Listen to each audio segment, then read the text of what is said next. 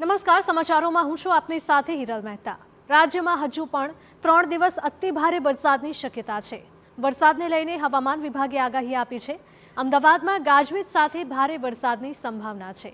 કચ્છ અને ઉત્તર ગુજરાતમાં ભારે વરસાદનું રેડ એલર્ટ આપવામાં આવ્યું છે। 48 કલાક હજુ પણ પડી શકે છે અત્યંત ભારે વરસાદ। 3 સિસ્ટમ સક્રિય થતા ભારેથી અતિ ભારે વરસાદ પડી શકે। 3 દિવસ બાદ હળવાથી મધ્યમ વરસાદની આગાહી છે। 3 દિવસ માછીમારોને દરિયો ન ખેડવાની સૂચના આપવામાં આવી છે।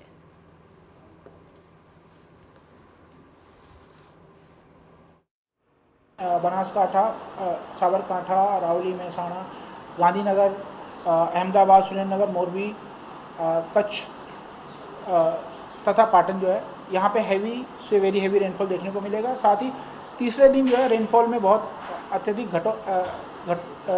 कटौती रहेगी। साथ ही इसमें बात करें जो हैवी रेनफॉल की, उसमें सिर्फ कच्छ के कुछ हिस्सों में जो है हैवी रेनफॉल हमें एक आध जगह देखने को मिल सकता है। साथ ही साउथ गुजरात के एक दो जगहों पे भी हमें हैवी रेनफॉल मिल सकता है, जिसमें मुख्य तौर पे वलसाड और दमन दादरा नगर हवेली है। तो भारे वरसादने लईने रेड एलर्ट आपवामां आव्युं छे। खास करीने कच्छ અને ઉત્તર ગુજરાતમાં ભારે વરસાદને લઈને રેડ એલર્ટ આપવામાં આવ્યું છે, એટલે કે આગામી 3 દિવસ સુધી અતિ ભારે વરસાદ પડવાની શક્યતા સેવવામાં આવી રહી છે।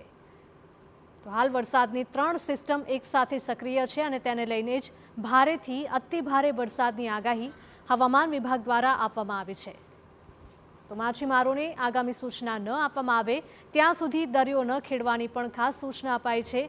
ગુજરાત પર 48 કલાક ભારે વરસાદ પડવાની આગાહી છે।